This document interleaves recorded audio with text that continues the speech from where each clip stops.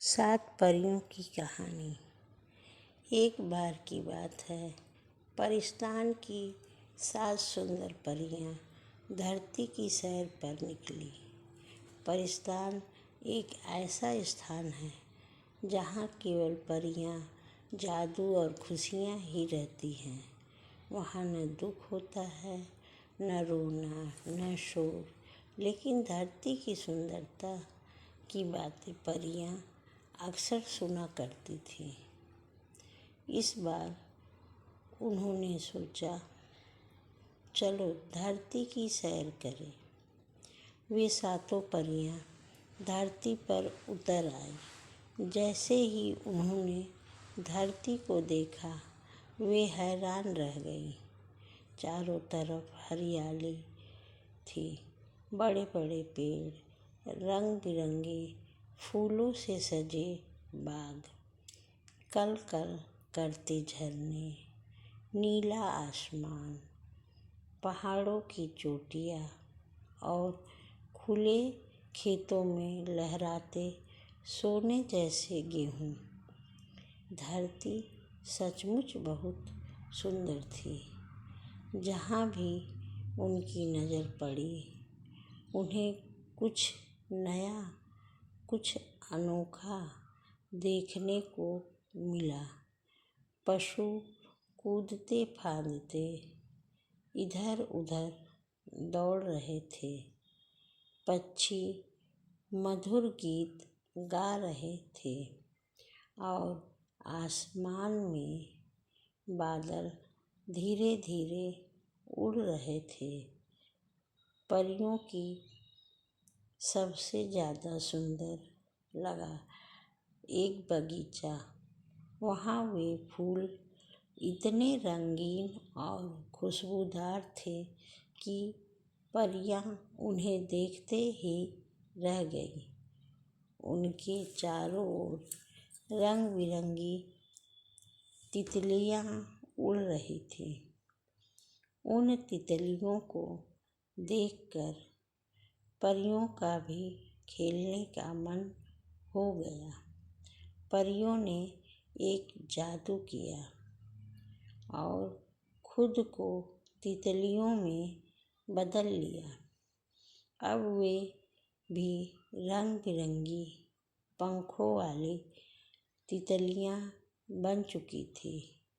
कोई नीली, कोई लाल, कोई पीली, कोई हरी। वे फूलों पर बैठती, फिर उड़ जाती, कभी गुनगुनाती, कभी झूले जैसी पत्तियों पर झूल जाती। हर दिन वे उस बगीचे में आकर तितलियां बन जाती और खेलती रहती। यह उनका रोज का काम बन गया। धरती पर आओ, तितली बनो, खेलो और गुनगुनाओ। एक दिन की बात है, बगीचे में एक छोटा सा बच्चा आया जिसका नाम हरजोध था। वह बहुत प्यारा और जिज्ञासु बच्चा था। वह फूलों के बीच खेल रहा था। तभी उसकी नज़र एक खास तितली पर पड़ी। यह वही तितली थी जो असल में परी थी। सबसे सुंदर, सबसे चमकीले पंखों वाली। हरजोध ने बिना सोचे समझे झट से उसे पकड़ लिया। तितली परी को बहुत डर लगा। वह सोचने लगी, अगर हरजोध ने मुझे कभी नहीं छोड़ा तो मैं परियों के देश कैसे लौट पाऊंगी। पर वो कुछ कह नहीं सकती थी। वो तो अभी तितली के रूप में थी। लेकिन हरजोत को ऐसा लगा जैसे तितली कुछ कह रही हो, जैसे उसकी आँखों में एक खास बात हो। उसने तितली को ध्यान से देखा और बोला, क्या तुम आज़ाद होना चाहती हो? तितली ने पंख धीरे से फड़फड़ाए, जैसे हाँ कह रही हो।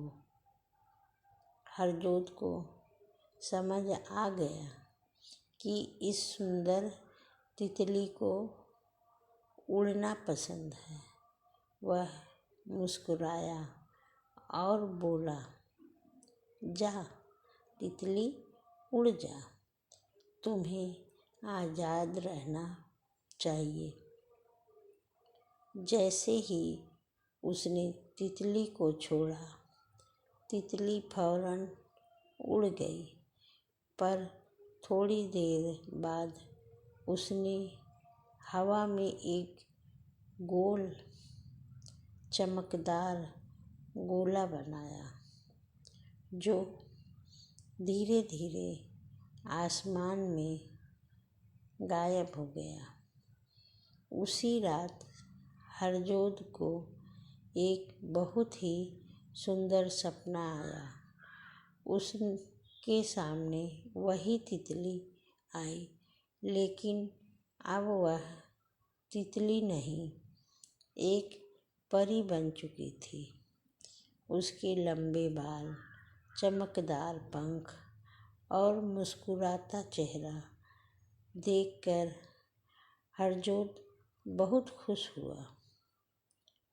परी ने मुस्कुराकर कहा, हरजोत, तुमने मुझे आज़ाद किया, इसलिए मैं तुम्हें एक खास तोहफा देने आई हूँ। पलक झपकते ही परी ने अपने जादू से हरजोत को हवा में उड़ाया और वे दोनों एक चमकदार रास्ते पर उड़ते हुए परियों की दुनिया परिस्तान पहुँच गए। वहाँ सब कुछ चमक रहा था, रंग बिरंगे फूल, झीलों का मीठा पानी और चारों ओर उड़ती परियां। परी हरजोत को वहाँ के फल खाने को दिए, जैसे मीठे आम, रस भरे अनानास और जादुई सेब, जिनका स्वाद उसने पहले कभी नहीं चखा था।